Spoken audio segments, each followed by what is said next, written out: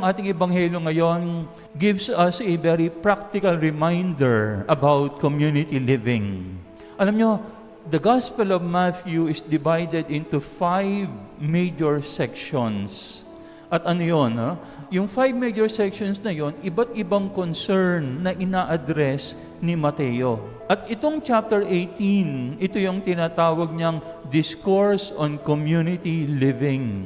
Yung isang major discourse niya is yung chapter 5 to 7. Yan yung tinatawag nating the Sermon on the Mount. Yan yung maraming itinuro niya nung siya ay nandoon sa bundok at ipinakikita na siya ang bagong Moises. And then in chapter 10, ito naman yung kanyang sermon about the parables. Yung itinuturo ni Mateo yung mga parables about the kingdom of heaven. And then itong chapter 18, ito yung tinatawag na community living. And then the next discourse is on Matthew 25. Ito naman yung discourses on the end of the world discourses. So ito yung mga major chapters sa panulat ni Mateo. Tayo ngayon ay nasa chapter 18, the discourse on community living. At kung titingnan natin yung pinapaalala sa atin dito, the theme of all our readings is what we call fraternal correction. The duty to correct one another. Alam nyo, sa panahon natin ngayon, medyo ito yung nalilimutan natin eh. Kasi yung panahon natin ngayon, we have become what I call a courteous society. Pero in a negative sense. Anong ibig sabihin ng courteous society? Ay, ayoko siyang punahin. Ayoko siyang itama. Dahil ano ba ang karapatan kong itama siya? Baka kapag itinama ko siya, sabihin niya, nakikialam ako sa kanyang buhay. Kaya ang nangyayari sa atin ngayon, we become indifferent to one another in the name of being courteous. Pero ang nangyayari talaga, wala tayong pakialam sa bawat isa. But my friends, if you listened well to our first reading, taken from the book of the prophet Ezekiel, ano yung sinabi doon? Ang sabi ng Panginoon, if you see an erring brother and you did not do anything, your brother will die in sin, but I will hold you responsible for his death. Yun ang sinabi ng Panginoon. Kapag meron kang kapatid na namali ng landas at hindi mo siya pinansin, hindi mo pinagsabihan, mamamatay siya sa kanyang kasalanan, ngunit ikaw ay mananagot din para sa kanyang kamatayan.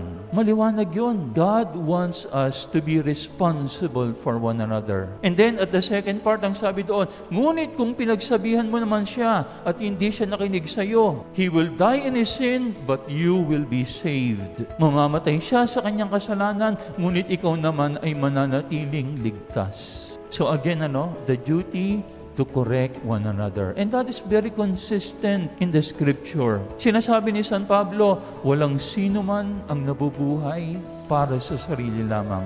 Walang sino man ang namamatay para sa sarili lamang. Lahat tayo ay may pananagutan sa bawat isa. And then in our second reading from the letter of Paul to the Romans, what did Paul say? There is only one duty that we owe to one another. And what is that? The duty to love one another. So ang pinapakita naman ni San Pablo, whenever we approach our brother in fraternal correction, it should be done out of love. Because sabi nga ni Pablo, love is the only duty that we owe to one another. Kaya naman itong dalawang readings na to, ang gandang background sa ating ebanghelyo. Kasi sa ating ebanghelyo, si Jesus nagbigay ng 3 pamantayan. Ano bang gagawin natin kapag meron tayong kapatid na naliligaw ng landas? Ano bang gagawin natin kapag meron tayong kapatid na napapamali, an errant brother or sister? 3 din yung ibinigay ng Panginoon. Ang sabi niya, una, kausapin mo yung kapatid na yon in private. Pangalawa, kung hindi siya makinig sa'yo, kumuha ka ng isa pang saksi. At kung hindi pa rin siya makinig doon, ayan, sabihin mo sa simbahan. Nakita nyo, yun po yung 3 pamantayan na ibinigay ng Panginoon. And then, let us remember, love should be the foundation of all of this. Kaya ito naman yung gusto kong baunin natin sa hapon na ito. How do we use love as a measure of fraternal correction?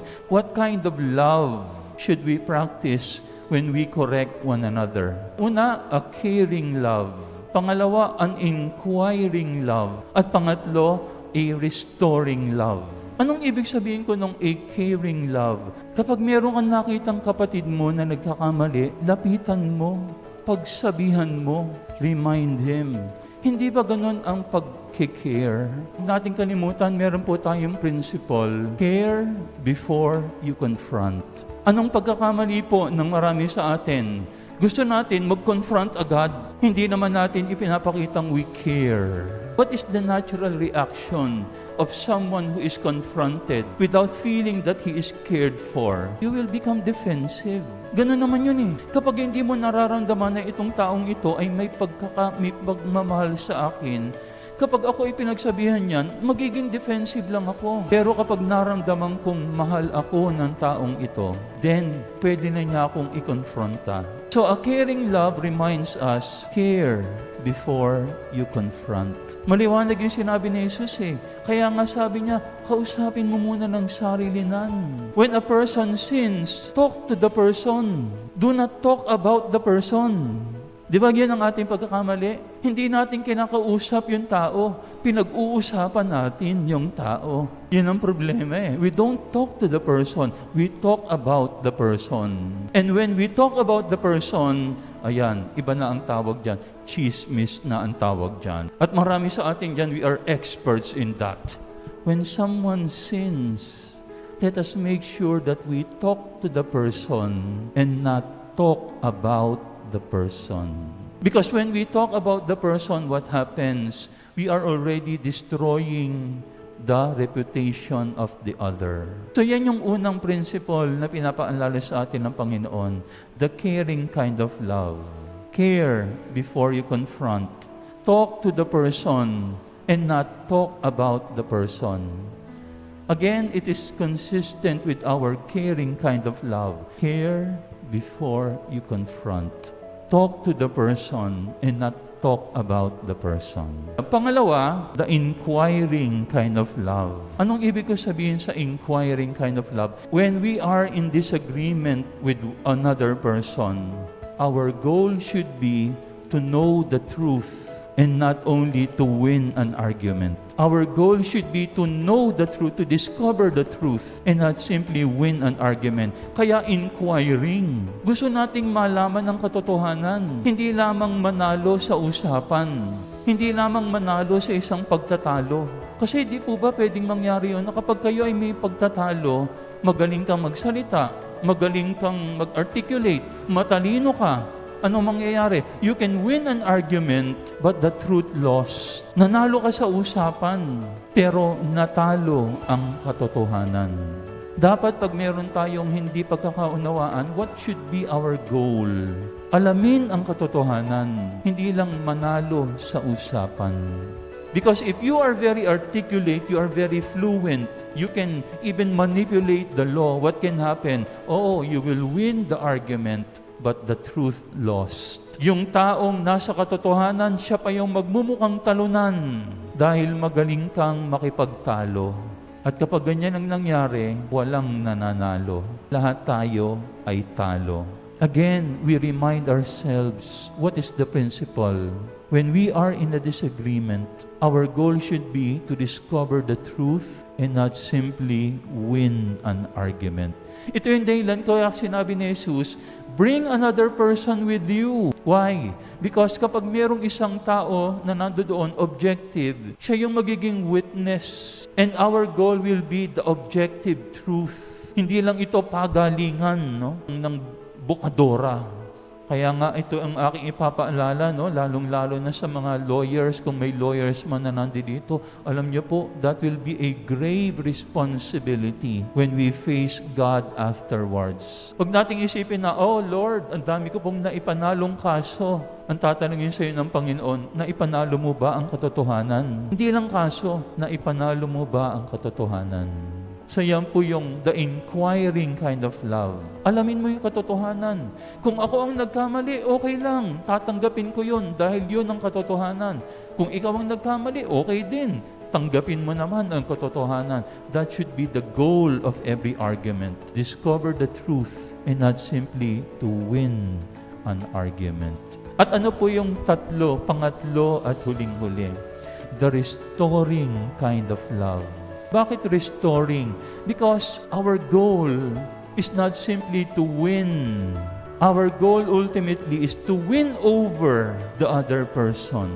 Ano po yung pagkakaiba ng win at win over? Pag sinabi mong win, nanalo ka. Natalo mo siya, natapakan mo pa nga siya, pwede pang mangyari yun eh. But when you say win over, you have won your brother back to yourself.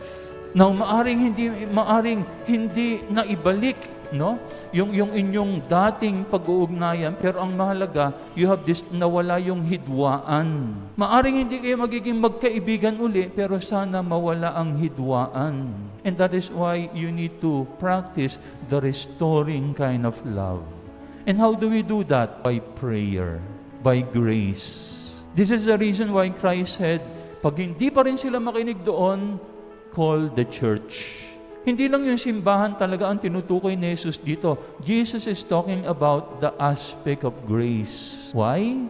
Kasi ultimately, hindi naman po talaga yung salita lang natin ang magpapabago ng puso ng ating mga kalaban, ng ating mga kaaway. Ultimately, it will be the grace of God that will convert the other person.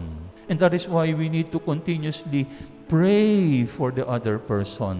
O yung mga merong kaaway dito, mga hindi nakakaintindihan, o yung mga hindi nakakaintindi sa iyo, ipinagdadasal niyo po ba sila? We continue to pray, Lord, please touch the heart of that person. Lord, in your time and in your proper way, grant the grace of openness, no, and realization to that person. It may take time, but don't be discouraged. Huwag na yung kalimutan si Santa Monica, for 33 years, she was praying for the conversion of her son. But when it happened, her son became a saint, and he became Saint Augustine. Pero ang punto doon, she kept on praying for the person, for the other. At alam niyo po, pagpatuloy tayong nagdadasal, I'm sure prayer always changes hearts. It may be not the heart of the person you are praying for, but it will surely change your heart. Kapag lagi mong ipinagdarasal yung taong hindi mo naiintindihan o hindi nakakaintindi sa iyo, maaring hindi siya agad magbabago, pero alam niyo po, ikaw magbabago ka. Why? Because the more you pray for the person you hate, the less you will hate him.